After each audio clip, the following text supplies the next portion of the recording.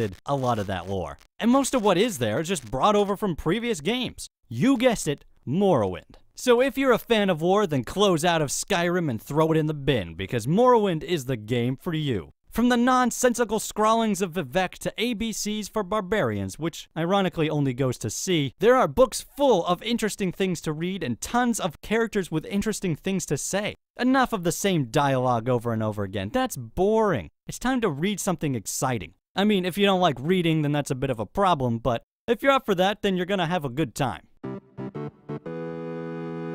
If there is one thing I like in a game, it's customizing my character. Sure, I am playing in first person, but I do know what I look like, and I don't want to look dumb. Now, I'm gonna be honest with you, Skyrim is a bit of a letdown on that front. Sure, there is a lot of stuff, but most of it's trash, and even when you find something unique, usually looks the same as a regular item, which is probably why I find myself downloading so many mods. Morrowind, on the other hand, has tons of options, and they all look pretty sweet. But you don't just have more options when it comes to armor sets, you also have options when it comes to armor slots. For one, in Skyrim your torso and legs are one slot, whereas in Morrowind, they are two different slots, but it goes way beyond that. Do you not like these pauldrons? Replace them with something else. Or maybe you only want one pauldron. Or maybe you hate those greaves, switch those out. Don't like seeing your armor at all, throw in a robe and cover it up. Now your foes will underestimate how prepared you are for combat, because you're actually really prepared. Well, you could always be more prepared, I suppose. And then, of course, there's the weapon options. In Skyrim, it's pretty basic. You have swords and bigger swords and axes and smaller axes and bows and smaller bows. But in Morrowind, you have all of those things and more. You can use spears or throwing stars or throwing knives or tantos or halberds. The options are amazing. And all of these options mean that you can be the character that you want to be. And that's awesome, because that's what made these games what they are, the player identity. Skyrim seems to have forgotten that. And it makes me worry that when Elder Scrolls 6 comes out, that player identity won't even be an option anymore. Alright, enough of the depressing talk. Let's talk about something exciting, which is what I'm going to Let's Play next. If you would like to vote on what that is going to be, there is a poll in this video for you to vote on, so go do that right now. Also, if you enjoyed this video and want more, I have another one about 5 things Oblivion did better than Skyrim, and I also did one on 5 things Skyrim did better than Oblivion. So make sure to check those out. And I will see you guys on Tuesday. Goodbye. Why are you shaking? Are you okay? Wake up.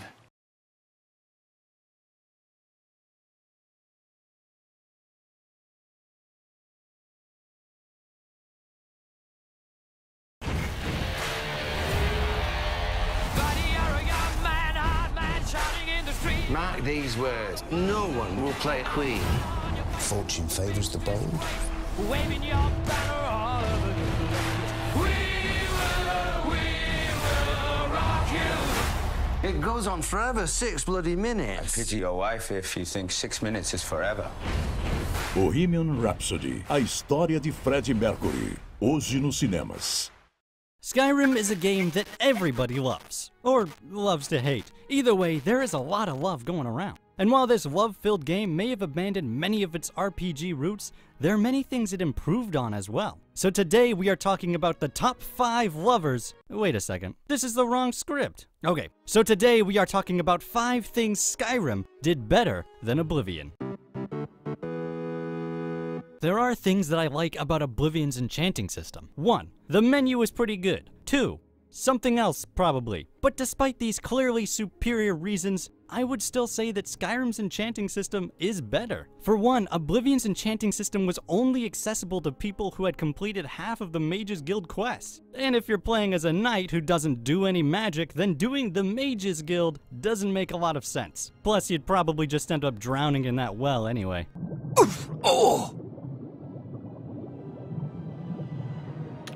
And sure, you could always just enchant stuff by getting the sigil stones from Oblivion Gates, but honestly, I would rather just have crappy equipment than deal with that. And even when you do, the enchantment probably isn't gonna be very good. But not only is enchanting easier to access in Skyrim, it is just better in general. In Oblivion, the enchanting system was pretty limited. The enchantments you could apply weren't the strongest in the game, and you could only add 1 enchantment. In Skyrim, if you work hard enough for it, you can get the option to add 2 enchantments. That's 200% more enchantments. And while Skyrim may not have limitless freedom when it comes to enchanting, it certainly feels more extensive. And honestly, that's what I want in an Elder Scrolls game.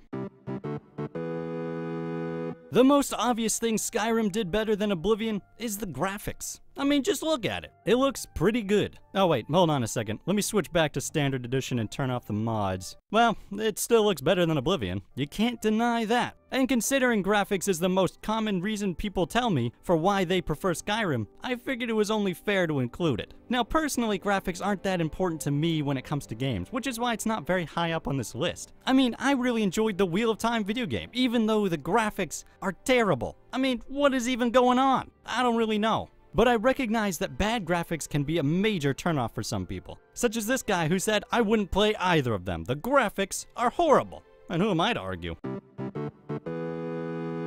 Oblivion may be filled with more interesting quests to do, but Skyrim has more interesting things to see. And I don't mean graphically, I mean physically. Like when you're traveling down the road and you see a guy bringing a painted cow to some giants for sacrifice. Or you're scaling a mountain and you come across a bird's nest. It's these kinds of little touches that make Skyrim feel like a living world. In Oblivion, the wilderness felt barren. Sure, there were some trees and a wild boar, but it felt like that boar was just waiting for me to arrive, rather than going about his daily life, like they do in Skyrim. Even the bugs in Skyrim feel real. If you watch them, you can actually see them dive bomb to the water in an attempt to feed. That's pretty amazing. Also, the villages in Oblivion tend to feel like there isn't anything to them. Sure, if there's a quest involved, then there's a lot to see, but for most of these map markers, they're just kind of there. And I often wonder why. Why live in the middle of nowhere with no clear resource? It makes no sense. When you come across a house in Skyrim, you can almost always tell why they're living there. Maybe they're a fisherman, or a hunter, or a logger. Maybe they're just bandits.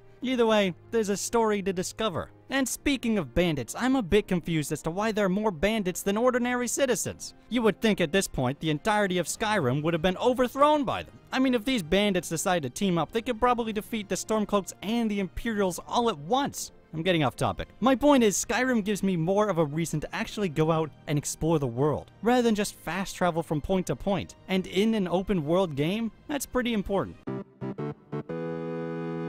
In my 5 things Oblivion did better than Skyrim video, I harped pretty hard on Skyrim's perk system. But despite my gripes, I actually really like it, because it wasn't the system itself that I had a problem with. It was the excuse that Bethesda gave for why there are no definitive class choices. But enough of that, because I think the whole leveling system as it is pretty good. It is by no means perfect, but it works rather well. I mean, it didn't make a lot of sense in Oblivion that I could level up a minor skill to master level, and yet it had no impact on my overall level in the game. You would think I would at least be level 2 by now. So having all skills add to your level makes a lot of sense to me. And all the additional perks this system adds really makes leveling a lot more interesting. Now I have a genuine reason to level up. A reward, as it were, and I'm easily enticed by rewards. Also, it improved that horrible scaled leveling system that Oblivion had. Nothing is worse than spending hours leveling up, getting super cool armor and weapons, and then struggling to kill a goblin. Really makes me feel like I hadn't improved at all.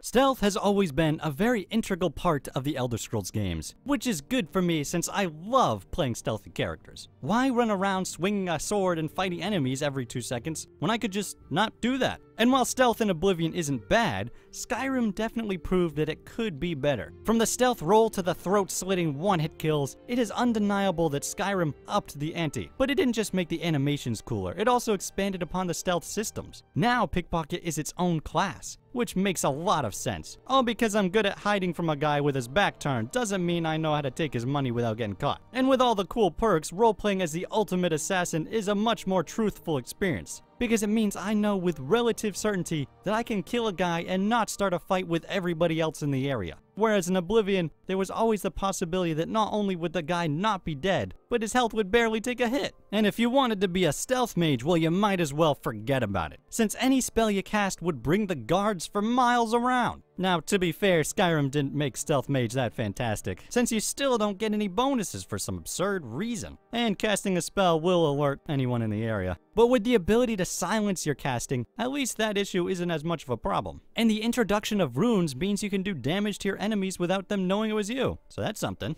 I'm curious though, what are your opinions on this topic? Is there a different reason you prefer Skyrim over Oblivion? During my research for this video, I found it very difficult to find answers. And honestly, the most common one was graphics. Also combat, but I already discussed how Oblivion's combat is better in my 5 petty reasons Oblivion is better than Skyrim video. Speaking of which, maybe you should go check that video out while you're at it. Or you could watch my video on the 5 biggest jerks in Skyrim. Also, make sure to hit that subscribe button if you haven't already. I will see you guys in the next video.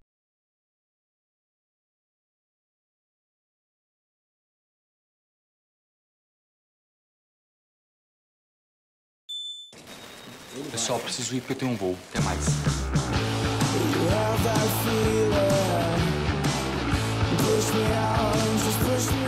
Novo Honda WRV 2019. A vida por outro ângulo. Skyrim is filled with some amazing things, and I mean all kinds of things, from stealth assassinations to sweet rolls and probably some other stuff, but not all of Skyrim is great. As a matter of fact, there is some really dumb stuff in this game, and quite frankly, it would be rude of me not to point it out. So today we are talking about the 5 dumbest things in Skyrim. After a hard day's adventuring, there is nothing better than a good night's rest at a local inn. And the old Heralden Inn is as good as any, I guess. You'll be looking to rent Tiber Septim's room, I take it? Wait, Tiber Septim's room? Now you got me intrigued. That's right. This inn has the very bed the great general slept in on his first night as old Heralden's liberator. Wow, this must be a pretty amazing bed. Alright, I'll take